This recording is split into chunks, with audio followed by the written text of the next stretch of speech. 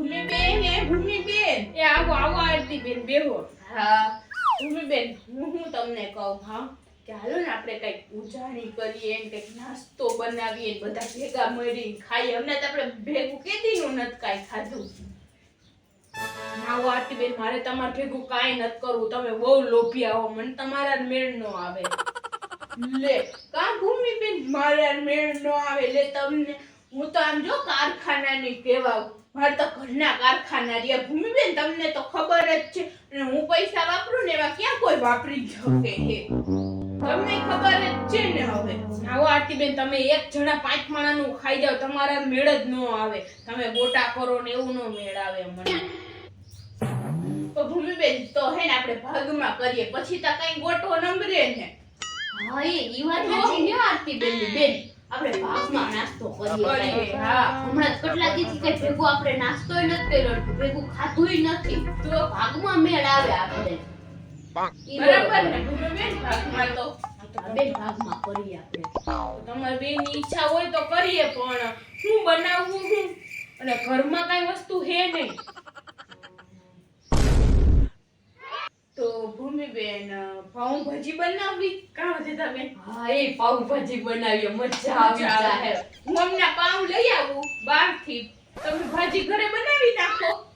હા ઈ વાત સાચી હે આરતીબેન. પાઉંભાજી બનાવીએ મજા આવે તીખી તમતમતી. કા બેન પાઉંભાજી બનાવીએ. ના રે ના કાંઈ પાઉંભાજી બનાવી નથી. આરતીબેન હમણાં 30 રૂપિયાનું ઓલું પાઉંનું પેકેટ લઈ આવીને અહીંયા રાખી દે.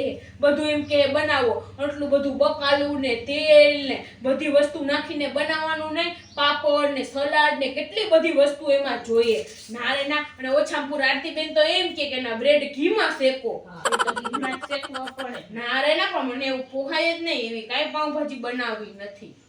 તો બીજું તો પિઝા બનાવીએ ભૂમિબેન. વારે વાહ આરતીબેન. હું હમણાં રોટલા બહારથી લઈ આવું ને બાકી બધું તમે ઘરે કરો. હા હા આરતીબેન પિઝા મને તો બહુ એટલે બહુ ભાવે. હા મજા આવી જાય. પિઝા બનાવીએ. કા બેન પિઝા બનાવીએ એમાં મજા આવે. તમે તો બે હાલી નીકળ્યું હો હાવ. આરતીબેન હમણાં 10 રૂપિયાના રોટલા લઈ આવીને અહીંયા રાખી દે. પછી એમાં સોસ ને મસાલા ને એમાંય બકાલું જોઈએ. અને ચીઝ અત્યારે મોંઘું કેટલું હે. અરે ના બીજો કાંઈ બનાવવું નથી. મને પીઝો ભાવે નહીં. તો તમને ભૂમિબેન પીઝો નથી ભાવતો ને તો આપણે હે ને ભજીયા બનાવીએ. દેશી આપણે હાવ ભજીયા જ ભાવતા જઈએ. ઈ વાત સાચી હે આરતીબેન. મારી બેનને બહુ ભાવે ભજીયા. મને બહુ ભાવે. અને હમણાં તમે કેદુના ભજીયા બનાવ્યા નથી, ખાધાય નથી.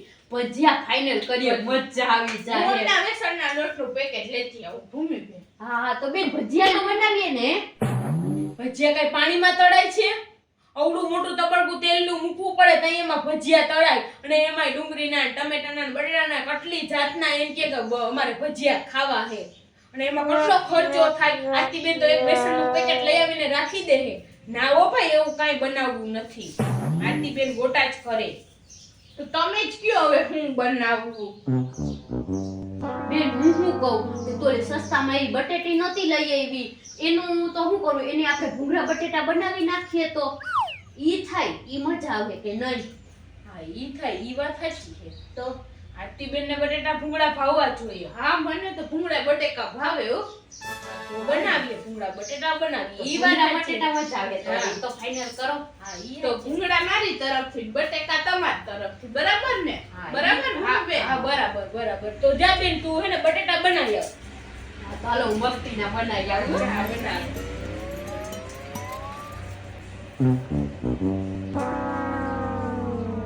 ભૂમિબેન હું તમને શું કહું કે હે ને તમારી બેનને કહેજો કે હે ને બટેટા બનાવે તો ભાવનગરી સ્ટાઇલ બનાવે. ભાવનગરનો કેવા તીખા તમતમતા એકદમ મસ્ત સ્પાઈસી બહુ ને હારા બટેટા બને એવા કેજો બનાવે એટલે ખાવાની બહુ મજા આવે. હા એ બેન આરતીબેન એમ કે તીખા ને હારા બનાવજે મસ્તીના ભાવનગરી સ્ટાઇલ ભૂંગળા બટેટા. ભૂંગળા તમે લઈ આવો. હા હા. ક્યારે લેવા જાવું? ભૂંગળા લેતા આવો. મારી બેનને વાર નહીં લાગે કાઈ બટાટા બનાવતા. બેન મારે કઈ લેવા જવા ન પડે ભૂંગળા. તો હું અમને એક ફોન કરું ને એટલે ભૂંગળા અહીંયા આવે. હું કારખાને મારે કારખાના ઘરના ગયા. હું કઈ ભૂંગળા લેવા જતી હઈ.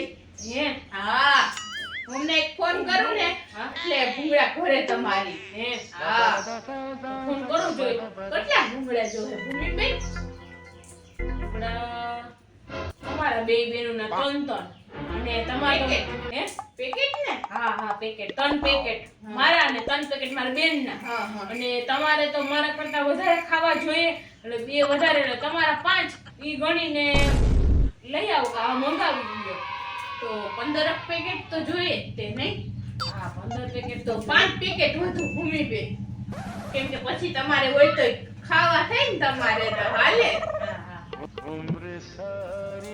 આંટીબેન તો હવે ફોન તો કરો મારી બેન અન્ન બટેટા લઈને આવશે હા હા ભૂમિબેન હાલો કરું ફોન તો 20 પેકેટ નું જ કહી દઉં ભૂમિબેન પછી પોત ઘટી થાય